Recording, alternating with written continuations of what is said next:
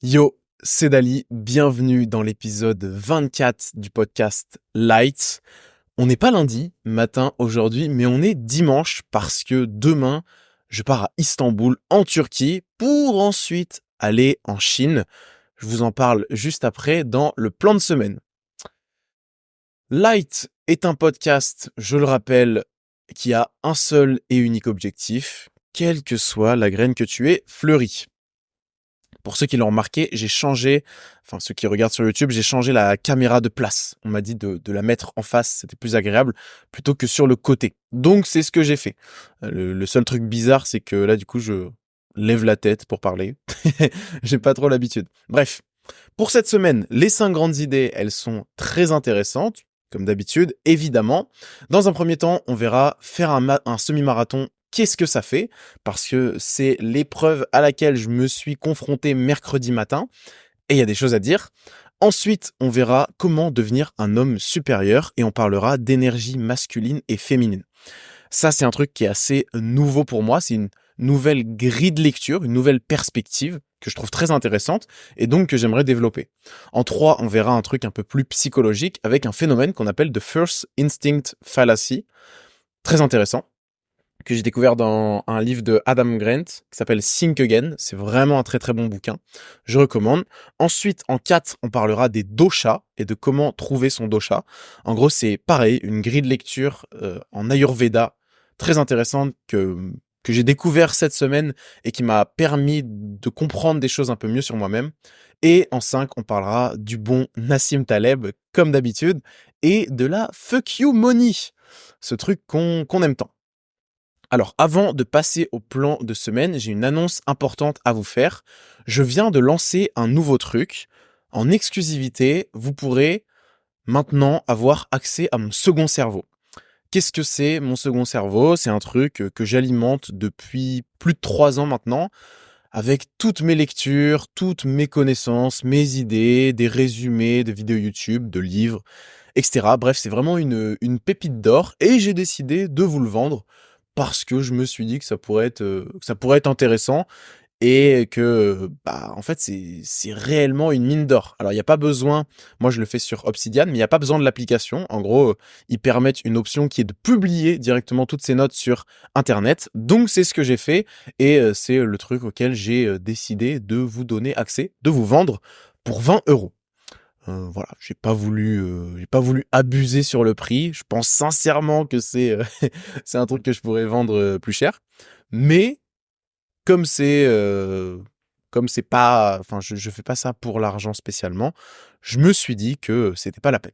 Bref, je te laisse aller voir en description si ça t'intéresse. J'ai fait une page de vente vraiment éclatée où le but c'est pas de te convaincre parce que je sais que le truc est vraiment stylé. Donc si ça t'intéresse, n'hésite pas, le lien est dans la description du podcast. On est parti pour le plan de semaine. Alors c'est un peu particulier parce que on est dimanche et d'habitude je le fais le lundi, donc j'ai pas tout. Par exemple les KPI du téléphone, là c'est à 1h10, mais bon c'est de la triche parce que comme c'est calculé sur la moyenne et qu'on est dimanche matin, bah j'ai 0. Bref, même au niveau de ce que j'ai accompli cette semaine, on va passer assez rapidement. Il y a donc le semi-marathon sur lequel on va revenir, qui a eu lieu mercredi. Ensuite, j'ai fait 2 séances de muscu. J'en ferai sûrement une aujourd'hui, exceptionnellement. Il y a eu 2 running, une longue balade. Bref, c'est pas la semaine qui a été la plus sportive, notamment parce que le semi-marathon m'a mis un petit coup, hein, on va pas se mentir. Ensuite, je suis allé hier boire un verre avec mon ami Étienne, c'était cool, j'ai eu des calls, et surtout une nouvelle assez importante. Un j'ai pris une décision qui est qui est pas anodine, mine de rien, c'est que j'ai décidé d'arrêter la formation en ligne sur le format court. Il faut savoir que j'avais signé un deal avec un gars, qui s'appelle, Liad, qui est vraiment un très bon gars, franchement, super bien. Ça faisait plus d'1 mois qu'on avait signé et qu'on taffait sur la nouvelle formation. J'ai fourni beaucoup d'efforts, je l'ai payé, assez cher, enfin je l'ai pas encore payé complètement, mais ça va me coûter 5 000 € et au final j'ai décidé de stopper. Pourquoi? Parce que, il a fallu que je me rende à l'évidence, même si ça n'a pas été facile, je ne suis plus aligné avec ça.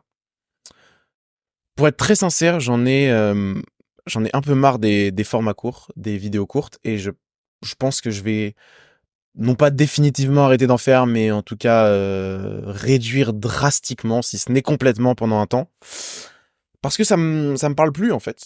Ça me parle plus et je finissais par le faire pour les mauvaises raisons comme la formation, c'est-à-dire pour l'argent, pour avoir ta dose de notoriété, de validation sociale. Et ça, c'est pas des moteurs qui sont ça en fait. Pas du tout parce que ils sont notamment alimentés par la peur. C'est-à-dire la peur de manquer, la peur. En fait, je continue à faire ça, pas pour les bonnes raisons. Je m'en suis rendu compte. Donc, j'ai décidé de dire fuck. Peu importe le coup. Et ce qui est dur avec ça, c'est que, en fait, c'est un peu comme si vous étiez arrivé au sommet de la pyramide. C'est Étienne qui m'a donné cette image. Et t'es arrivé tout en haut, quoi. T'es en mode, bah les gars, vous avez pas réussi, vous? Bah regardez, moi j'ai réussi. Et au final, t'es tout en haut de la pyramide et tu te jettes. Et tu dis, ah bah c'était fun, allez hop, une nouvelle pyramide maintenant. Et en fait, bah moi c'est un peu comme si j'étais arrivé en haut de cette pyramide à mon échelle et par rapport à ce que je valorise. Et bah j'étais dans une position en gros, je suis le mec tout en haut de la pyramide qui fait en sorte qu'il y ait personne qui monte à ma place. Mais c'est pas possible ça. Enfin, j'ai pas envie d'avoir ce comportement et je sentais c'était un énorme frein à mon développement intellectuel, à une forme de développement personnel, spirituel aussi. Et bah je pense que enfin je veux pas sacrifier ça au profit de simplement de richesse matérielle, de notoriété ou je sais pas quoi. Donc fuck it, c'est un nouveau saut dans le vide. En fait, ça veut littéralement dire que c'est comme si je changeais un peu de métier et d'activité, genre. Parce que c'est quand même le cœur de ce qui me rapportait de l'argent, le cœur de ce qui occupait mes journées. Je vais pas arrêter YouTube complètement, je pense, mais pareil, j'en ai plus trop envie en ce moment parce que c'est exactement la même démarche et la plupart des créateurs et même des entrepreneurs plus largement se retrouvent à faire des choses parce qu'ils se sont enfermés dans des schémas et ils ont perdu une forme de liberté. Enfin, c'est assez terrible. C'est assez terrible. Et pareil aussi, il y a un truc, c'est que quand ça commence à marcher et quand ça marche bien, on prend l'exemple de la création de contenu, bah tu vas t'accrocher à ça et tu vas non pas faire des choses parce que ça te plaît, mais tu vas faire des choses pour que ça marche. Et j'étais dans cette dynamique de plus en plus. Et paradoxalement, c'est ce qui fait que ça marchait de moins en moins aussi. Enfin bref, voilà, c'est la décision que j'ai prise là, qui n'a pas été facile, hein. Je l'ai retourné dans ma tête pas mal de fois, mais bon, c'est une sorte de mort à soi-même qui est selon moi importante. Bref, je vais pas aller sur les objectifs. Là, j'ai juste décidé d'un truc que je vais vous faire part, c'est que je vais partir en voyage, comme je l'ai dit en début. Je commence par Istanbul, qui est une ville par laquelle j'étais passé quand j'avais fait le challenge Dubaï sans argent, qui est une ville complètement what the fuck de mes souvenirs, immense avec un trafic pas possible. Mais bon, bref, c'est un aéroport qui dessert super bien après le monde entier. Et l'idée, c'est d'aller ensuite en Chine. Ou en tout cas en Asie, je sais pas, mais la Chine, ça m'attire bien parce que c'est une culture que je connais pas du tout, que j'ai bien envie de découvrir. Et en fait, bah, c'est maintenant, genre. C'est maintenant, mec, parce que j'ai 22 ans, j'ai un peu d'argent qui me permet de le faire, j'ai pas de contraintes, pas de responsabilités. Il faut y aller, en fait. Jamais de la vie, je vais regretter d'avoir fait ce truc. Et c'est aussi le moyen d'expérimenter un voyage en solo. Et je pense que c'est important. Vraiment très important.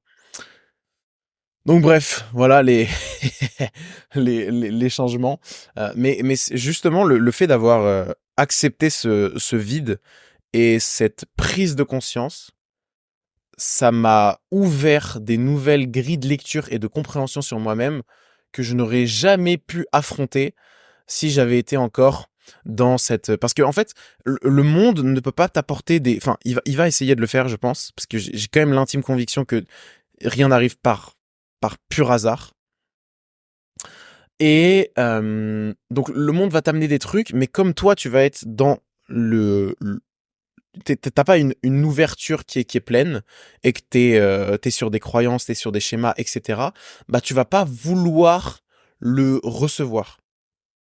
Et pourquoi? Parce que ça crée des dissonances cognitives. Genre, si tu penses que c'est comme ça et on te propose une autre vision qui vient, qui vient te montrer que, enfin, c'est pas en adéquation avec tes désirs égotiques qui pourraient être liés à l'argent, liés au pouvoir, etc., bah, tu vas les refuser. Tu vas pas, tu vas pas oser, au fond, les regarder. Et donc là, bah, j'ai un peu dit, ok, vas-y, c'est bon, genre, vous avez raison. Enfin, je sais pas qui, c'est quand je dis vous, mais c'est le cas. Et donc, il s'avère qu'il y a des nouvelles choses parce que la nature ne laisse remplit toujours le vide. Toujours, toujours. Il y a dès qu'il y a un espace vide, la nature va avoir tendance à le combler.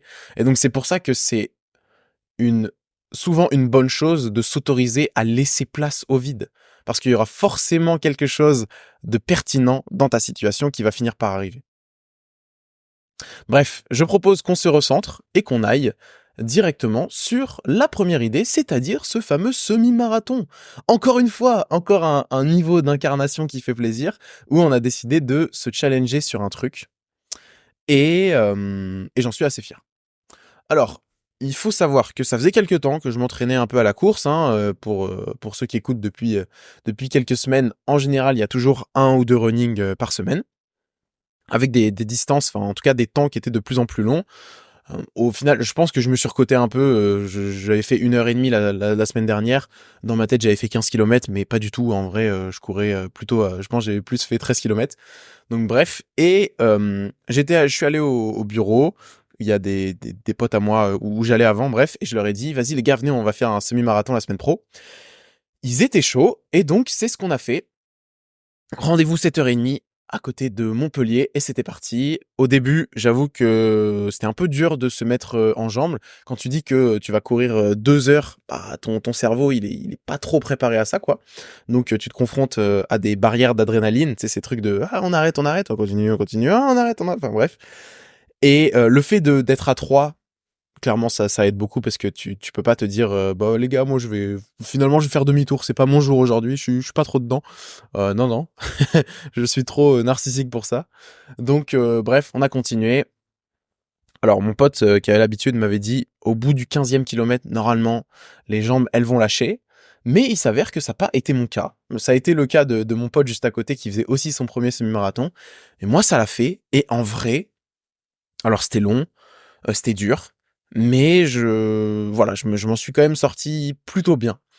Plutôt très bien même parce que sur le dernier kilomètre, en fait, on a tapé une accélération avec Hugues qui lui avait l'habitude, qui est un gars que j'adore, un entrepreneur vraiment, vraiment génial. Et au final, on a fini genre une moyenne, enfin sur le dernier kilomètre, je pense que j'étais à 14 km/h, quoi, ce qui est plutôt pas dégueu. Par contre, j'avais vraiment très mal au genou à la fin. Mais voilà, magnifique, magnifique victoire. Faire un semi-marathon, ça fait plaisir. Il y a toujours ce truc. Moi, quand je suis dans l'effort et quand je me mets dans ce genre de zone et de challenge, en fait, j'ai envie de continuer à explorer ces niveaux de défis et ces limites. Comme je le disais avec le TEDx, hein, c'est tu dépasses une limite et du coup il y a une nouvelle question. C'est quoi ma limite? Genre jusqu'où je peux aller? Et ça, je pense que bah c'est très important dans la quête de liberté et de développement de soi qui passe par le dépassement et qui passe par le challenge et par les défis, quoi. Donc je vais continuer à me lancer des défis, que ça soit sportif. Là, voilà, c'est mon nouveau défi du moment, c'est de voyager seul à travers le monde et de voir comment ça se passe, comment est-ce qu'on s'adapte à nos nouveaux environnements, qu'est-ce qu'on fait professionnellement, enfin bref. Des beaux challenges auxquels j'ai hâte de me confronter. Et vraiment un truc aussi sympa, c'est que faire ça avec des potes, ça change tout. Parce que la victoire n'est que plus belle. À la fin, j'étais là, j'avais envie de leur sauter dans les bras et de leur dire, ah, let's go, on l'a fait, c'était incroyable et tout. Enfin, c'est vraiment cool, quoi. Et je tends davantage à aller vers ça, je pense. Moi, une des visions qui m'anime beaucoup, ça serait à l'image de Luffy dans One Piece, c'est vraiment de créer un équipage, quoi. Créer un équipage avec des gens qui sont tous différents, qui ont tous des personnalités qui se complètent plutôt bien, etc. mais surtout qui sont là pour aller vers une seule et même mission et qui se serrent les coudes, quoi. Vraiment qui se serrent les coudes, ça je trouve que c'est trop beau. On passe à la deuxième idée, devenir un homme supérieur, énergie masculine et féminine. Je bois un petit peu d'eau et je suis là. Mmh. Alors ça, c'est un livre que je viens de finir, qui est résumé d'ailleurs dans le Obsidian, pardon, enfin dans mon second cerveau, quoi, qui s'appelle La Voix de l'homme révélé. Alors c'est la traduction en français, et qui a été écrit par David Deida. C'est un livre un peu best-seller qui est assez connu, et au début, moi, qui me parlait pas beaucoup, parce que j'ai l'impression que c'était voilà, comment devenir un mâle alpha, machin, des trucs qui me parlent pas beaucoup parce que souvent je trouve que ça fait pas sens. Mais là, j'ai été assez surpris et j'ai eu des nouvelles prises de conscience et des nouveaux paradigmes que je n'avais pas encore avant et qui pourtant font beaucoup de sens. Alors déjà, cette première distinction entre l'énergie masculine et l'énergie féminine, je trouve qu'elle est très importante. À mon avis, dans la nature, et on le voit partout, il y a des polarités dans tous les sens. Il y a le jour, il y a la nuit, il y a la tristesse, il y a la joie, etc. Il y a le yin, il y a le yang, et il y a aussi l'énergie masculine et l'énergie féminine. Juste avant qu'on rentre un peu plus dans les détails, je tiens à préciser que ça, pour moi, c'est une grille de lecture. J'en avais déjà parlé d'ailleurs entre la différence entre la grille de lecture et le protocole. La grille de lecture, c'est simplement quelque chose qui amène une nouvelle perspective. Alors qu'un protocole, c'est plutôt dogmatique, c'est voilà, tu vas faire comme ça et pas autrement. Là, on cherche juste à avoir des nouvelles perspectives qu'on peut questionner, bien sûr, et on peut le faire sans souci. Bref, maintenant que ça c'est dit. Donc, il y a l'énergie féminine, il y a l'énergie masculine. Les deux sexes en sont dotés, mais évidemment, chez les hommes, il y a une énergie masculine qui est un peu plus importante et qui prend plus de place. En tout cas, seul, quand il n'est pas en lien avec le féminin, du coup, parce que sinon ça fait un matching parfait. Et c'est là que la nature aussi est parfaite pour la reproduction, c'est qu'elle tend à faire en sorte que les deux s'harmonisent parfaitement pour avoir un équilibre. Mais bon, bref, chez l'homme, on a plus d'énergie masculine, chez la femme, plus d'énergie féminine.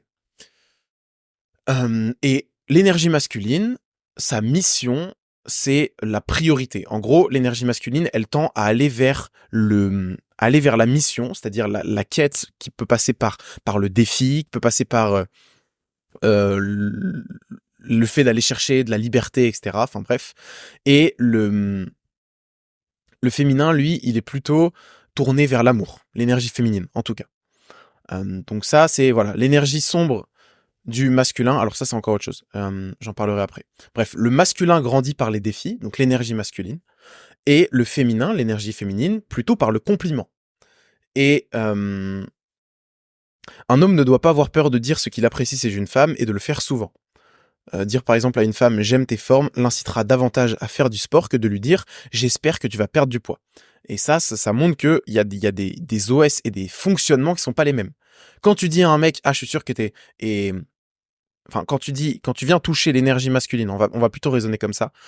Quand tu viens toucher l'énergie masculine de quelqu'un, ça va lui parler quand tu lui dis, et du coup notamment chez les hommes, ah t'es pas capable de faire ça, ah je suis sûr t'en es même pas cap et tout. Enfin moi je me souviens avec mes potes c'était beaucoup comme ça dans la cour de récré.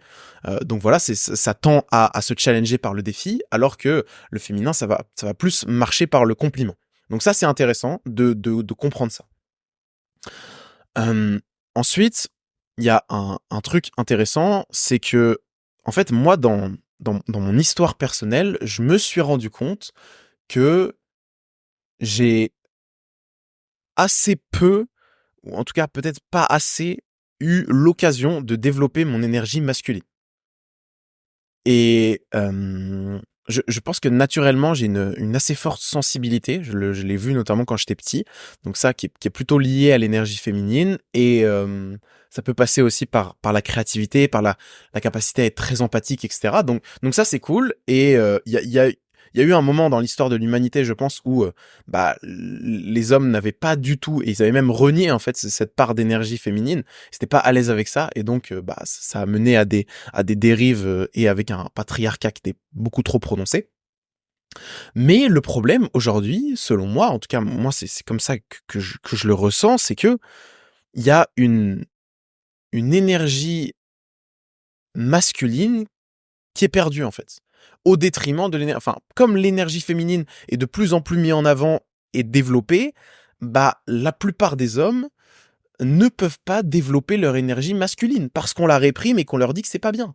Mais du coup, qu'est-ce qui se passe? Eh ben, on a des mécanismes compensatoires qui sont que, bon bah voilà, maintenant, la plupart des hommes, ils sont là, ils jouent aux jeux vidéo, genre à des jeux de guerre, pour ressentir un peu ce truc qu'ils ont au fond d'eux. Ils regardent du MMA, des trucs comme ça à la télé, parce que voilà, c'est ce truc un peu bestial, animal, de défis, de challenge, etc., qui est très fortement lié à l'énergie masculine et qu'on ne peut plus vraiment exprimer.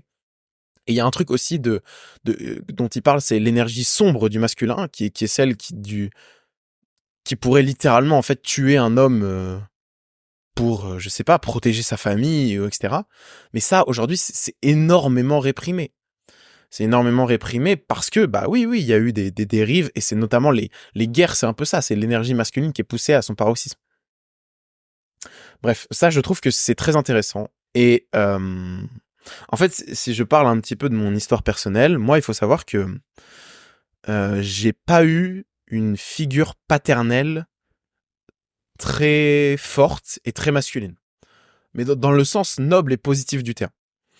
Et en fait, je pense, j'en suis pas certain, mais dans le couple qui ont été mes parents, qui ne le sont plus aujourd'hui, c'est plutôt ma mère qui a porté cette énergie masculine. Elle est très féminine sur plein d'aspects, notamment physique, mais dans le comportement et dans la personnalité, c'est quand même une énergie masculine un peu dominante, avec le fait d'entreprendre, d'assumer les responsabilités, les décisions, toutes ces choses-là, qui sont plutôt liées à l'énergie masculine.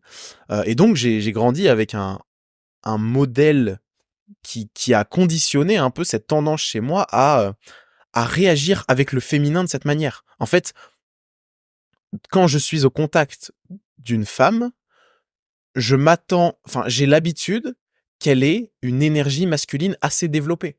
Mais donc ça m'empêche, moi, de développer ma propre énergie masculine.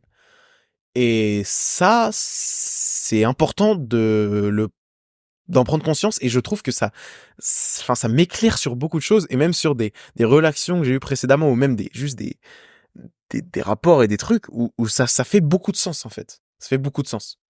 Et donc bref, c'est une grille de lecture très intéressante. Et là, j'ai remarqué un truc dans mon corps aussi qui est intéressant, c'est qu'en fait j'ai plutôt le côté droit où l'énergie circule pas très bien. En tout cas, que ce soit au niveau de la respiration, souvent des douleurs, là en ce moment, petite douleur au niveau du pouce à droite, au niveau de l'épaule à droite, au niveau de la cheville à droite, tout est à droite. Et je le travaille pas mal ça avec le chiropracteur. En fait, le côté droit serait plutôt lié à l'énergie masculine. Ça j'ai rien pour l'affirmer et pour le prouver.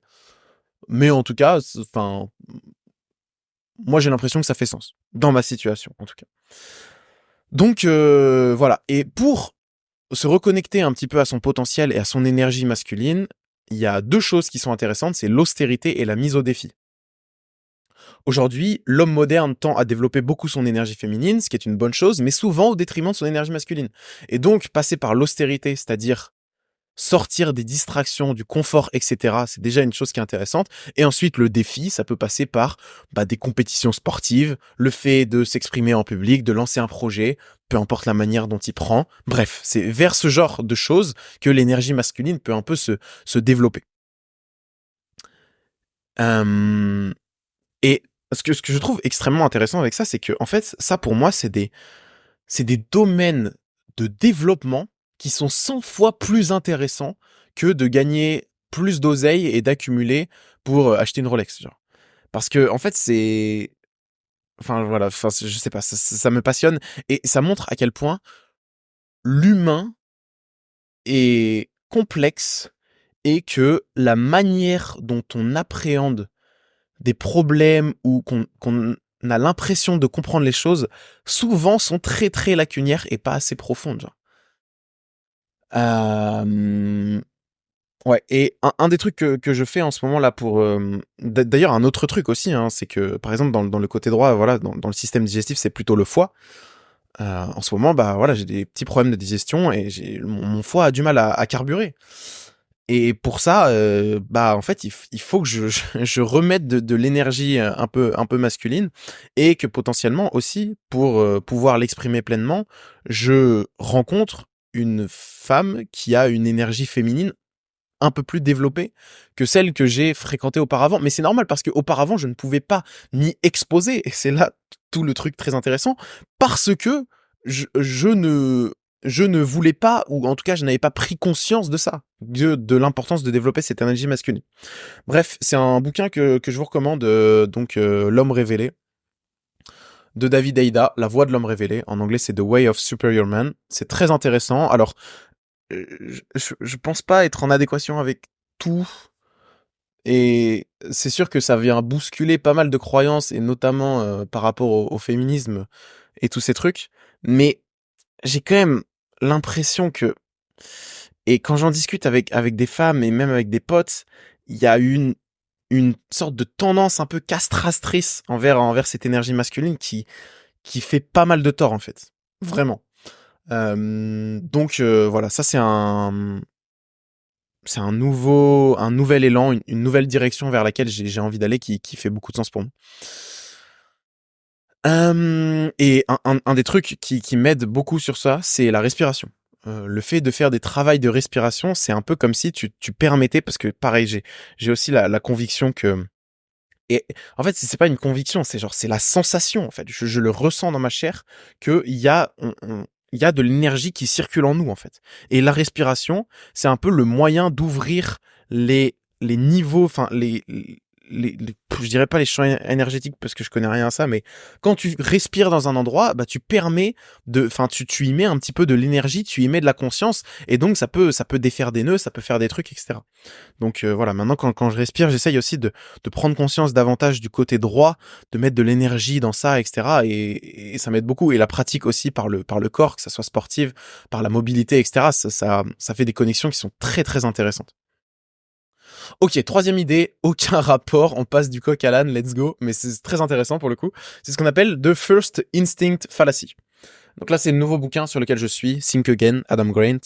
J'aime beaucoup ça, c'est des livres qui sont plutôt sympas en termes de psychologie et qui amènent des grilles de réflexion et de raisonnement qui sont bons. J'ai aussi fini Clear Thinking de Sean Parrish, qui a fondé un blog d'ailleurs qui s'appelle FS Blog, que je vous invite à aller regarder, très très intéressant, avec des articles qui sont assez pointus, et qui sont surtout avec autour des modèles mentaux, comment prendre des meilleures décisions, apprendre plus vite, etc. C'est bien fait. Et il a écrit un livre, Clear Thinking, très intéressant. Il y a plein de choses aussi que j'ai mis dedans. Vous l'avez dans le second cerveau, si vous voulez. Quoique, je sais pas. Je sais pas si ça a été upload, mais en tout cas, ouais, j'en reparlerai peut-être. Mais bref, là, c'est des livres qui sont un peu dans la même trempe, avec Think Again de Adam Grant. Et une des idées que j'ai tirées de celui-ci, c'est celle-ci. Je sais pas si toi c'était le cas, mais moi quand j'étais au lycée ou même à la fac, quand tu fais un QCM et que t'as le choix entre plusieurs réponses, souvent tu vas choisir une première réponse, donc on va dire la A, sauf que tu vas pas être sûr, tu vois, tu es en mode ok, ah mais j'hésite avec la B finalement. Et souvent, quand on se retrouve dans cette situation, on se dit bon, allez, vas-y, je vais suivre mon intuition de départ, je vais suivre mon instinct et je vais rester sur ce que j'avais mis au début, sur ma première décision, c'est-à-dire la A. Et en fait, il s'avère qu'il y a 75% des étudiants qui sont convaincus que c'est une bonne stratégie de procéder comme ça. Sauf que, bah c'est pas le cas en fait. Et Adam Grant, il parle d'une méta-analyse qui a été menée sur 33 expériences, qui a trouvé que la majorité des révisions, donc c'est-à-dire de changer son truc instinctif à autre chose, passaient de vrai à faux. Et bah dans la majorité des cas, c'était une bonne chose parce que tu passais d'une fausse réponse à une vraie réponse. Il livre notamment une étude, si je la retrouve, qui a été menée sur 1500 étudiants de l'Illinois, où en gros il y en a un quart qui change, qui passe de vrai à faux, mais qu'il y en a plus de la moitié et qui passe de faux à vrai. Donc dans la plupart des cas et des situations, ça vaut le coup de remettre en considération cet instinct et de changer sa réponse initiale. Sauf que ça, bah en fait ça nous fait peur. Et pourquoi ? Parce que il y a un vrai coup à l'inertie. Ça, il en parle, Shan Farish dans le livre Clear Thinking. Il y a 4 choses qu'il faut surveiller avant de prendre une décision. Donc, et il y a notamment l'inertia défaut, enfin le défaut d'inertie. En gros, on a une tendance naturelle à résister au changement, même si c'est pour le meilleur. Et essayer quelque chose de nouveau demande toujours des efforts et nécessite de s'ouvrir à l'inconnu.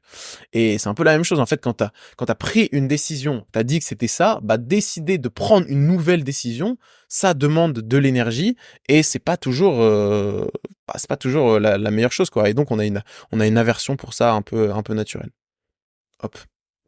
D'ailleurs, il rétorque aussi que il y a un des plus grands CEO du S&P 500, enfin d'une boîte du S&P 500, il cite pas le nom, mais bref, et il lui a demandé c'est quoi le truc le plus important chez toi, chez un individu, et il a dit à quel point la personne est prête et en mesure de changer. Les gens cherchent trop à montrer qu'ils ont raison au lieu d'avoir, d'avoir oula, attends, qu'est-ce que j'ai écrit?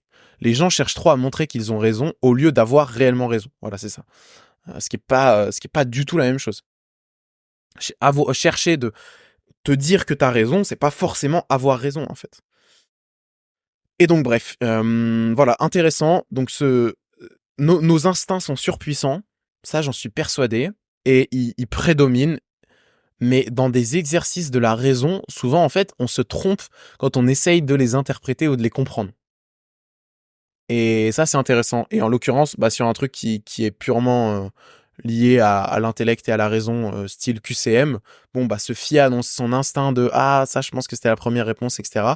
Bon, bah, il s'avère que c'est pas toujours la bonne chose à faire. Et il me semble que c'était Théo Lion dans un podcast qui disait que quand tu veux recruter quelqu'un, ton instinct, enfin, il faut pas spécialement l'écouter parce que, bah, en fait, tu vas avoir tendance naturellement à aller vers des gens peut-être qui te ressemblent un peu plus, qui pourraient te rassurer, justement, sur ce qu'on disait précédemment. Par exemple, bah, tu vas aller vers un profil qui t'est un peu plus familier, c'est-à-dire, bah, moi, je vais aller vers des meufs qui sont un peu plus entreprenantes, comme pourrait l'être ma mère, parce que c'est ce que j'ai connu et c'est comme ça que j'ai interagi depuis toujours avec le féminin. Voilà, ça, c'est mon instinct qui me pousse à aller vers ça. Mais est-ce que pour autant je dois l'écouter? Pas forcément.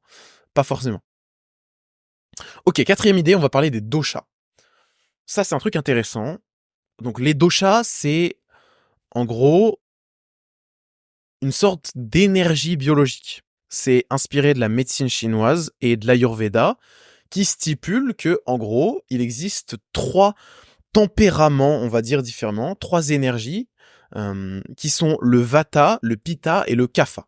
En gros, le pitta, c'est le feu et l'eau. Le vata, c'est l'air et l'éther. Et le kapha, c'est la terre et l'eau. Je vais pas développer plus sur ça, parce que moi, ça me parle pas beaucoup quand on me dit feu et eau, bon bref. Mais en tout cas, ce qui est sûr, c'est que on a des énergies qui sont différentes. Et une bonne illustration de ça que j'aime beaucoup, c'est la tendance à aller vers le chaud ou vers le froid. Par exemple, moi, je sais que très souvent, j'aime aller vers le froid. Quand je mange, j'aime manger des aliments qui sont frais. Que ça soit, par exemple, souvent, j'ouvre le frigo avant de manger le midi. Première chose que je fais, soit je mange une carotte crue, donc plutôt froid, soit je mange un concombre. Pareil, plutôt froid, plutôt rafraîchissant. Et je sais pas pourquoi, mais naturellement, j'ai envie d'aller vers ça. Et ma mère, par exemple, c'est tout l'inverse. Elle, quand elle monte, elle me dit ah non, t'as pas fait réchauffer les aliments et tout. Ah non, vas-y, fais chauffer là. Moi, je vais faire réchauffer mes trucs et tout. Moi, ça m'attire pas du tout. J'ai envie de froid. Et c'est aussi pour cette raison, je pense, que j'aime autant les bains froids et l'exposition au froid. Parce que ça tempère bien mon énergie biologique naturelle qui pourrait être un peu plus le feu. Parce que moi, donc, j'ai fait un peu le test. Et encore une fois, on part du principe que c'est une grille de lecture. C'est pas un protocole qui fige une étiquette et qui dit, toi, Dali, tu es énergie ça et tu le seras toute ta vie. Non, non, non, pas du tout. Mais bon, bref. Je pense que, en ce moment, dans ma période de vie et depuis quelques temps, je suis davantage pitta. C'est-à-dire feu et eau et un tempérament assez bah c'est un peu le feu à l'intérieur de moi et donc je vais aller vers des trucs qui sont plus rafraîchissants et qui peuvent calmer ce truc.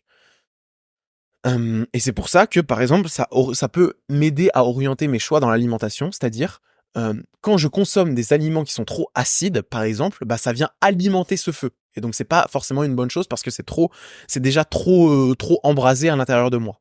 Donc je vais aller vers des trucs qui sont un peu plus le contraire de acide. Je crois que c'est enfin il y a alcanin et acide, donc il me semble que c'est alcanin. Et ce qui est intéressant aussi, c'est qu'il s'avère que même dans nos aspirations relationnelles, il y a ça. Les femmes, comme tout le monde, possèdent une température. Et par exemple, les blondes et les femmes à la peau claire sont souvent plus froides. Et les brunes et rousses sont souvent plus chaudes. Et il s'avère que moi, personnellement, naturellement, je suis attiré vers plutôt des filles qui ont la peau claire et qui sont blondes. Et ça fait assez sens avec le fait que je sois quelqu'un plutôt de feu qui va vers cette polarité différente qui permet d'avoir une complémentarité qui est intéressante. Bref, donc si vous voulez vous renseigner sur ça, donc c'est ce qu'on appelle le dosha, je vous laisse aller sur internet et vous regardez un peu. Donc il y en a 3. Si vous voulez, on peut regarder dans les grandes lignes quelles en sont les descriptions, même si attention, moi j'ai pas envie de tomber dans un truc qui dit parce que c'est très rapidement approximatif ces trucs-là quand on parle d'énergie, etc. Mais en tout cas, ce qui est sûr et certain et que je peux pas nier, c'est que je sais que je suis dans mon quotidien et de manière très instinctive attiré par des trucs qui sont froids, par des environnements qui sont plutôt froids et par des filles qui sont plutôt froides ou qui sont blondes. Ça voilà. Donc le vata, donc air et espace. Au point de vue de l'individu, a priori, on en discerne des grandes tendances qui sont ces tendances donnent créativité, enthousiasme, liberté, générosité, joie, vitalité. Sur le plan organique, Vata est lié à la fonction motrice, au battement du cœur, à l'inspiration et l'expiration, à la stimulation des sucs digestifs. Bon, ok. Le Pitta, plutôt tendance ambition, concentration, confiance, courage, soif de connaissance, bonheur, intelligence. Bon là j'ai un peu l'impression d'avoir un effet Barnum de description très vague qui font qu'on peut s'y reconnaître facilement, mais bon bref. Pitta est lié à la digestion et l'assimilation de la nourriture, au maintien de la température du corps et à l'éclat des yeux et de la peau. Et ensuite il y a le Kapha, donc attention, concentration, compassion, patience, stabilité, tendresse. Plutôt à la douceur du corps, distribution de la chaleur, force et endurance, sommeil et longévité. Voilà. Bon, je vous laisse faire vos petites recherches sur ça, mais il y a c'est comme en naturopathie, il y a ce qu'on appelle des tempéraments hippocratiques, donc il y a plutôt le bilieux, le nerveux, etc., qui tend à évoluer en fonction de nos phases de vie, etc. C'est une grille de lecture assez intéressante qui je pense, peut être explorée. Ok, 5e idée, on va parler de Taleb, du bon Nassim Nicolas Taleb. C'est vraiment un des mecs que j'aime le plus sur cette terre, même si je l'ai jamais rencontré, malheureusement. Et d'ailleurs, ça c'est un truc dont j'aimerais parler rapidement, c'est que je pense que Internet c'est un peu une bénédiction pour les modèles, parce que comme je l'ai dit précédemment au début du podcast, moi j'ai pas eu vraiment une figure masculine très inspirante. Et en fait, si j'avais pas eu ça, et je le vois notamment avec mes demi-frères, j'aurais sûrement pas connu le développement que j'ai actuellement. Et c'est pour ça que Internet, c'est un peu un truc magnifique parce que ça permet de connecter à des gens et de trouver des modèles que tu n'aurais peut-être jamais découvert dans ton environnement de base si t'avais pas changé de lieu de vie, changé de travail, changé de cours de récré, etc. Et, et ça, c'est vraiment stylé. C'est vraiment stylé. Et donc là, pour l'instant, c'est un peu là où je trouve la plupart de mes modèles, quoi. J'ai la chance, j'en ai rencontré plein, de plus en plus, et je continue à le faire, et je m'entoure de plus en plus de gens qui envoient cette figure masculine avec une énergie masculine que j'aime beaucoup, et aussi une énergie masculine, féminine d'ailleurs. Donc ça, c'est vraiment très cool. Bref, Internet, merci pour les modèles que ça permet, parce que en fait, les modèles, c'est vraiment le truc, un des trucs les plus importants, quoi. Et c'est un des conseils d'ailleurs qui était donné par Peter Kaufman. C'est un mec assez stylé, qui dit que la meilleure chose qu'il a aidé à devenir la personne qu'il est aujourd'hui, c'est d'avoir des modèles et des gens qui montraient un peu les standards à adopter, quoi. Et ça, je suis assez d'accord. Je suis assez d'accord. Parce que comme tu peux pas imaginer un truc que tu n'as jamais vu ou que tu ne connais pas, bon bah en fait les modèles permettent d'incarner et de montrer des nouvelles perspectives qui sont intéressantes. Bref, Taleb et la fuck you money. Donc la fuck you money, pour ceux qui savent pas ce que c'est, en gros c'est un peu la somme d'argent qui te permet d'être complètement libre et de faire ce que tu veux de ta vie. Et sans avoir à faire de compromis sur tes choix, etc. Et en fait, il s'avère que ça, c'est une des raisons qui a fait que j'ai arrêté la formation sur le format court. Alors, il y en a plein. Déjà, la première, c'est que pour moi, ça fait pas beaucoup de sens d'aider les gens à faire des vues sur le format court. Enfin, genre, pourquoi faire si toi, tu es là et tu me dis que tu vas tu veux faire des vidéos courtes parce que ça va te permettre de gagner de l'argent et du coup tu vas apprendre à utiliser la psychologie. Ouais, mais on s'en branle en fait. Enfin, il y a un truc dont j'ai pris conscience, c'est que je pense que je fais partie un petit peu des gens qui sont plus forts que la moyenne sur beaucoup d'aspects. Et en fait, soit cette force, tu l'utilises en mode ok, bon bah du coup génial pour moi, regardez, c'est plus facile de monter en haut de la pyramide et je vous fais croire que j'ai galéré et tout. Ou est-ce que quand je suis en haut de la pyramide, je suis en mode ok, bon, j'ai capté que c'était un peu plus facile pour moi que les autres. Vas-y, c'est bon, je vais pas rester en haut de la pyramide et la défendre, je vais aller en bas et je vais aider les autres à monter, genre. Et et c'est assez, enfin je trouve que c'est beau dit comme ça et ça amène un vrai truc, mais c'est vrai, genre j'ai envie d'aller plus vers ça en fait. Et j'ai pas envie d'aider les autres à monter la pyramide en leur faisant croire que quand ils seront connus grâce au format court et qu'ils auront gagné un peu d'argent, ils y seront alors que c'est pas vraiment le cas en fait. Bref. Et bref, il y a aussi un truc sur la liberté. En fait, ce truc m'empêchait d'avoir des nouveaux paradigmes et des nouveaux trucs comme j'en ai parlé. Et ce qui est beau avec la fuck you money et plus largement avec la liberté, c'est que en fait, ça permet véritablement de s'ouvrir à tout. Et il y a un truc que j'aime bien qui a tweeté Taleb, il dit fuck you money decrease when the income is too large. More money makes one a slave.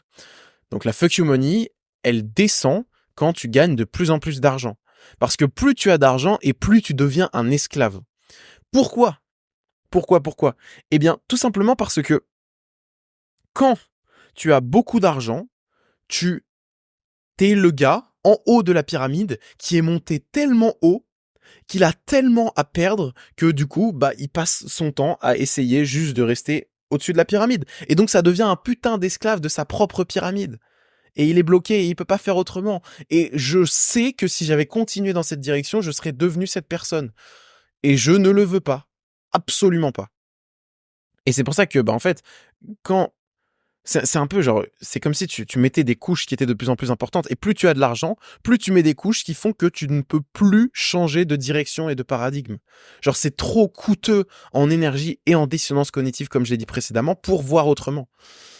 Et souvent, le fait de gagner plus d'argent, même si je pense que c'est pas toujours le cas et que Taleb, il a un peu la haine contre, contre les gens qui sont trop riches, ou pas, je sais pas, parce qu'en vrai, il est quand même assez riche. Bah c'est que du coup ils sont dans ce processus de protection et c'est des mécanismes de peur, genre c'est de l'accumulation juste pour se rassurer et tout ce qu'on fait sont motivés par une énergie de peur de simplement conserver ce qu'on a et de protéger bah d'une certaine manière en fait son ego.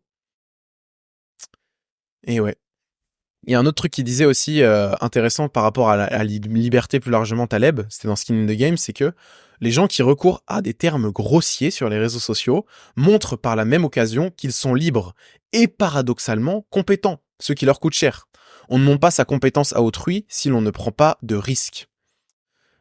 Et d'ailleurs, il y a une anecdote, page 149 de Taleb, avec un banquier qui lui dit « Ouais, vous ferez mieux d'être moins grossier, etc. Pour votre propos. » Et il lui avait répondu « Va te faire foutre. » Parce que, en fait, le statut le plus élevé est celui de l'homme libre.